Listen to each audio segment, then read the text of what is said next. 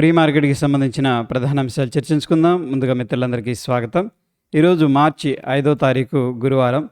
ముందుగా ADRs sentiment ఎలా ఉందనేది పరిశీలన చేసినట్లయితే HDFC bank, ICICI bank ADRs నెగిటివ్లో క్లోజ్ అవగా విప్రో ఫ్లాట్గా ఉంది. Doctor Reddy's labs, Infosys ADRs slight గ్రీన్లో ట్రేడ్ అవుతున్నాయి.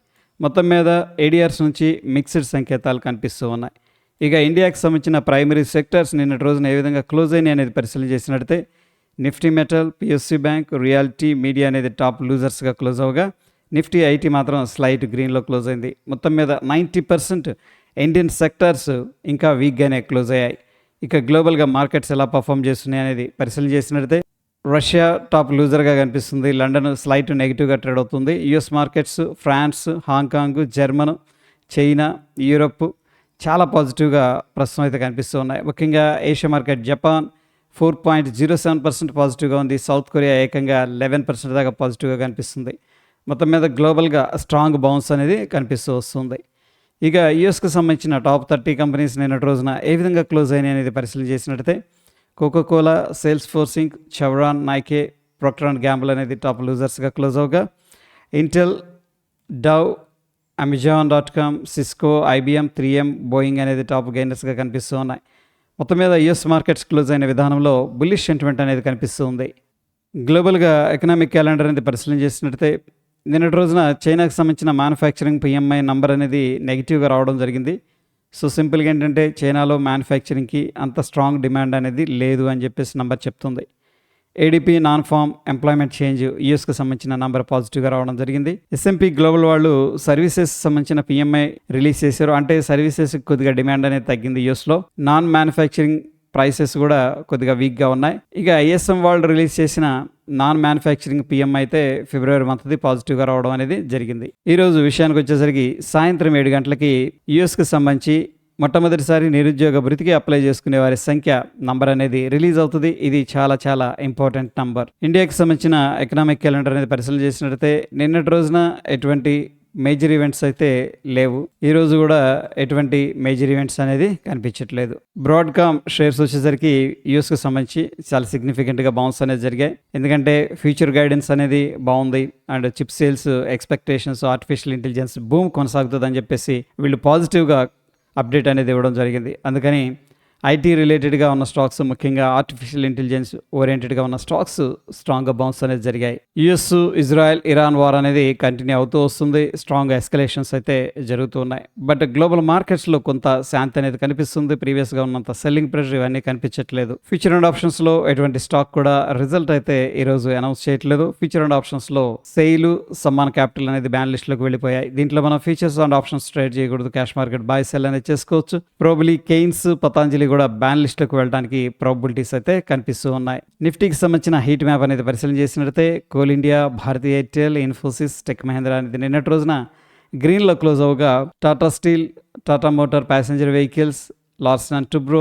SBI Life, Grasim, HDFC Life అనేది నిన్నటి రోజున టాప్ లూజర్స్గా క్లోజ్ అయ్యాయి. మొత్తం మీద 70% పైన నిఫ్టీ 50కి సంబంధించిన స్టాక్స్ అయితే వీక్గానే క్లోజ్ అవ్వడం జరిగింది. ఇండివిజువల్ స్టాక్స్, సోలార్ ఇండస్ట్రీస్ దీంట్లో సిగ్నిఫికెంట్గా లాంగ్ బిల్డప్ అనేది జరుగుతుంది. ప్రైస్ ఇంక్రీజ్ అవుతుంది, ఓపెన్ ఇంట్రెస్ట్ కూడా ఇంక్రీజ్ అవుతుంది. ప్రాబ్లీ స్టాక్స్ ఇంకొంచెం పైకి వెళతాయి అని చెప్పి ఎక్స్పెక్ట్ చేస్తూ పార్టిసిపెంట్స్ లాంగ్ సైడ్ అయితే పొజిషన్స్ ఆల్రెడీ క్రియేట్ చేసి పెట్టారు. ఇన్ఫోసిస్ దీంట్లో సిగ్నిఫికెంట్గా షార్ట్ కవరింగ్ అనేది జరుగుతుంది. ఎవరైతే షార్ట్స్ అనేది క్రియేట్ చేశారో వాళ్ళు రికవర్ చేస్తారు. దీనివల్ల కొద్దిగా బౌన్స్ అనేది జరిగింది. Petronet, Tata Steel, GAIL, Jindal Steel, Lodha దీంట్లో సిగ్నిఫికెంట్గా షార్ట్ బిల్డప్ అనేది జరుగుతుంది. ప్రైస్ డ్రాప్ అవుతుంది, ఓపెన్ ఇంట్రెస్ట్ ఇంక్రీజ్ అవుతుంది. ప్రాబ్లీ స్టాక్స్ కొద్దిగా కిందకి వెళతాయి అని చెప్పేసి ఎక్స్పెక్ట్ చేస్తూ పార్టిసిపెంట్స్ షార్ట్ సైడ్ పొజిషన్స్ అనేది క్రియేట్ చేశారు. దీనివల్ల కొంత సెల్లింగ్ ప్రెషర్ అనేది జరిగింది. APL Apollo, Shriram finance, Blue Star Co, Indian Bank, Cipla దీంట్లో సిగ్నిఫికెంట్గా లాంగ్ అన్వైండింగ్ అనేది జరుగుతుంది. ఎవరైతే లాంగ్ అనేది హోల్డ్ చేస్తున్నారో వాళ్ళు ఎగ్జిట్ అవుతున్నారు. వీళ్ళ వల్ల కొంత సెల్లింగ్ ప్రెషర్ అనేది కలిగింది. ఫ్యూచర్స్లో బిల్డప్ ఎలా ఉంది నిన్నటి రోజున అనేది పరిశీలన చేసినట్టయితే షార్ట్ సైడ్ ఏమో 75%, లాంగ్ సైడ్ 6%. సో మొత్తం మీద వీక్గానే పొజిషన్స్ అనేది నిన్నటి రోజున అయితే క్రియేట్ చేసినట్టు అర్థమవుతుంది. నిఫ్టీకి సంబంధించిన ఫ్యూచర్ చార్ట్ అనేది మనం అబ్జర్వ్ చేస్తూ వస్తూ ఉన్నాం. నిన్నటి రోజున స్ట్రాంగ్ గ్యాప్ డౌన్ అయింది, అక్కడ నుంచి కూడా కొంత రికవరీ అనేది కనబడింది. సో మొత్తం మీద based on the price and open interest interpretation ఏం చెప్తుందంటే షార్ట్ బిల్డప్ అనేది జరిగినట్టు చెప్తూ ఉంది. ఇక ఈరోజు సెన్సెక్స్లో ఎక్స్పైరీ అయితే ఉంది. పార్టిసిపెంట్ వైజ్ డేటా పరిశీలన చేసినట్టయితే FIS స్ట్రాంగ్ బేరిష్గా ఉన్నారు. ఇండెక్స్ ఫీచర్స్ ద్వారా, ఇండెక్స్ ఆప్షన్స్ ద్వారా స్టాక్స్లో కూడా సెల్లింగ్ అనేది చేస్తున్నారు. సో మొత్తం మీద FIS అయితే ఎక్కడ కూడా బుల్లిష్ పొజిషన్స్ అయితే క్రియేట్ చేయలేదు. ప్రొప్రైటరీ ఇండెక్స్ ఫీచర్స్లో బుల్లిష్గా ఉన్నారు, ఇండెక్స్ ఆప్షన్స్ ద్వారా బేరిష్గా ఉన్నారు. Client index features, stock features, index options అన్నిటి ద్వారా బుల్లిష్గా ఉన్నారు. DIs అయితే ఇండెక్స్ ఫీచర్స్, స్టాక్ ఫీచర్స్ ద్వారా బేరిష్గా ఉన్నారు, స్టాక్స్లో మాత్రం బుల్లిష్గా ఉన్నారు. మొత్తం మీద FIS 8,753 కోట్లు క్యాష్ మార్కెట్లో సేల్ చేసినట్టు తెలుస్తుంది. DIs ఏమో 12,068 కోట్లు క్యాష్ మార్కెట్లో బై చేసినట్టు తెలుస్తుంది.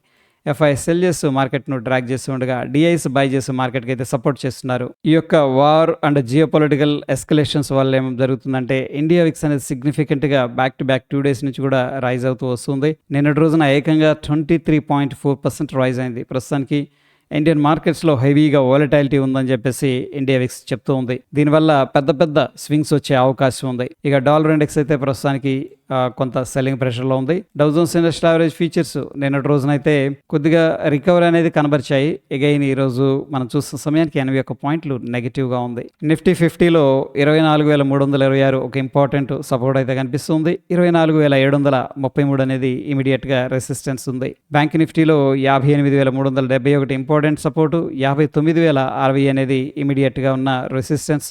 సెన్సెక్స్లో 78,833 అనేది ఇంపార్టెంట్ సపోర్టు, 79,650 ఇమీడియట్గా ఉన్న రెసిస్టెన్స్. గిఫ్ట్ నిఫ్టీ ఫ్యూచర్స్ అనేది పరిశీలన చేసినట్టే మొన్నటి రోజున చాలా పెద్ద రెడ్ క్యాండిల్ వచ్చింది. దాని తర్వాత నిన్న రోజునైతే గ్రీన్ క్యాండిల్ వచ్చింది, అంటే కొంత రికవరీ అనేది జరిగింది. ఈరోజు ఏం జరిగిందంటే నిన్న ఇక్కడ క్లోజ్ అయింది కదా, ఈరోజు గ్యాప్ అప్ అనేది ఓపెన్ అయింది. మనం చూస్తున్న సమయానికైతే 106 పాయింట్లు పాజిటివ్గా ఉంది. మొత్తం మీద అబ్జర్వ్ చేసే నంబర్ అనేది 24,744 దగ్గర గిఫ్ట్ నిఫ్టీ ఫ్యూచర్ అనేది ట్రేడ్ అవుతూ ఉంది. మన నిఫ్టీ ఫ్యూచర్ ఏమో 24,584 దగ్గర క్లోజ్ అయింది. మొత్తం మీద డిఫరెన్స్ అనేది అబ్జర్వ్ చేసినట్టయితే 160 పాయింట్లు పాజిటివ్గా కనిపిస్తుంది. So based on the gift Nifty futures మనం ఒక గ్యాప్ అప్ అనేది ఎక్స్పెక్ట్ అయితే చేయొచ్చు. గోల్డ్ వచ్చేసరికి ఈరోజు కొంత రికవరీ అనేది చేస్తుంది. న్యాచురల్ గ్యాస్ ఒక సిగ్నిఫికెంట్గా అప్ సైడ్ అనేది మూవ్ ఇచ్చిన తర్వాత 61.8 రిట్రేస్మెంట్ లెవెల్ దగ్గర బౌన్స్ అనేది జరుగుతుంది. క్రూడ్ ఆయిల్ వచ్చేసరికి కొంత కూల్ ఆఫ్ అనేది జరిగింది. బిట్ కాయిన్ సిగ్నిఫికెంట్గా స్ట్రాంగ్గా పైకి వెళ్తూ ఉంది. ఇక individual stocks Hindustan Unilever, Ramky infrastructure, BSC, Gujarat gas, Sundaram fasteners, Omnitech engineering అనేది స్టాక్స్ న్యూస్లో ఉన్నాయి. సో న్యూస్లో ఉన్నాయి కాబట్టి వీటిలో స్ట్రాంగ్ మొమెంటం ఉండే అవకాశం ఉంది. అయితే నేను టెలిగ్రామ్లో స్టాక్ పేరు, దీంట్లో ఉన్న న్యూస్, దాని ఇంపాక్ట్ పాజిటివా, నెగిటివా, న్యూట్రల్ అనేది అప్డేట్ అయితే చేస్తాను. సో మన టెలిగ్రామ్లో జాయిన్ అవ్వకపోతే జాయిన్ అవ్వండి, అక్కడ ఈ అప్డేట్ అనేది జరుగుతూ ఉంటాయి. ఇక టెక్నికల్గా ఇండికేటర్స్ ఏం చెప్తున్నాయి అనేది పరిశీలన చేసినట్టయితే డౌ జోన్స్కి వచ్చేసరికి డైలీ టైం ఫ్రేమ్లో స్ట్రాంగ్ సెల్ ఇండికేట్ చేస్తుంది, బట్ లోవర్ టైం ఫ్రేమ్లో కొద్దిగా సైడ్ వేస్ అనేది చూపిస్తుంది. నిఫ్టీ 50 డైలీ టైం ఫ్రేమ్లో కావచ్చు, లోవర్ టైం ఫ్రేమ్లో కూడా స్ట్రాంగ్ సెల్ ఇండికేషన్ అయితే ఇస్తుంది. బ్యాంక్ నిఫ్టీ వచ్చేసరికి డైలీ టైం ఫ్రేమ్లో, లోవర్ టైం ఫ్రేమ్లో కూడా స్ట్రాంగ్ సెల్ అనేది ఇండికేషన్ అయితే ఇస్తూ ఉంది. మొత్తం మీద అబ్జర్వ్ చేసినట్టయితే ADRs నుంచి పెద్దగా బుల్లిష్గా కానీ పెద్దగా బేరిష్గా కానీ సెంటిమెంట్ అయితే కనిపించట్లేదు. ఇక గ్లోబల్గా చాలా మార్కెట్స్లో ఏంటంటే ప్యానిక్ వల్ల సెల్ ఆఫ్ అనేది జరిగింది, గ్యాప్ డౌన్ ఇలా జరిగింది. బట్ ఆ వార్ వల్ల ఇంపాక్ట్ డైరెక్ట్గా లేని కంట్రీస్ ఏంటంటే సిగ్నిఫికెంట్గా బౌన్స్ అవుతున్నాయి. సో మన ఇండియా కూడా డైరెక్ట్గా ఎటువంటి ఇన్వాల్వ్మెంట్ అనేది లేదు కాబట్టి ఇండియన్ మార్కెట్స్ కూడా ఏదో ఒక పాయింట్లో స్ట్రాంగ్గా రికవరీ అనేది తీసుకోవడానికి ఆస్కారం అయితే కనిపిస్తూ ఉంది. ఇక గిఫ్ట్ నిఫ్టీ అనేది పరిశీలన చేసినట్టయితే 160 పాయింట్స్ పాజిటివ్గా చూపిస్తుంది. So based on the gift Nifty features మనకి పాజిటివ్గా గ్యాప్ అప్ అది జరగడానికి ఆస్కారం ఉంది. ప్రస్తుతం సిచ్యువేషన్లో క్వాలిటీ కంపెనీస్ లాంగ్ టర్మ్ కోసం మనం అక్యుములేట్ చేసుకొని పోర్ట్ఫోలియో అనేది బిల్డప్ చేసుకోవచ్చు. సో షార్ట్ టర్మ్లో ఏంటంటే మార్కెట్స్ ఏ డైరెక్షన్లో పెడుతుంటే ఆ డైరెక్షన్లో అనేది మనం ట్రావెల్ చేయాలి. ఎందుకంటే ఇండియా విక్స్ అనేది సిగ్నిఫికెంట్గా రైజ్ అయింది కాబట్టి పెద్ద పెద్ద స్వింగ్స్ అనేది వచ్చే అవకాశం ఉంది. ఇది ఫ్రెండ్స్ ప్రీ మార్కెట్కి సంబంధించిన అప్డేట్స్. ఎటువంటి క్రిటికల్ అప్డేట్స్ ఉన్న టెలిగ్రామ్లో షేర్ చేస్తాను. ఫ్రెండ్స్ వీడియో ఇన్ఫర్మేటివ్గా అనిపిస్తే తప్పకుండా లైక్ చేయండి. మరొక ఇంట్రెస్టింగ్ ఎపిసోడ్లో మళ్ళీ కలుసుకుందాం. Stay tune. ధన్యవాదాలు.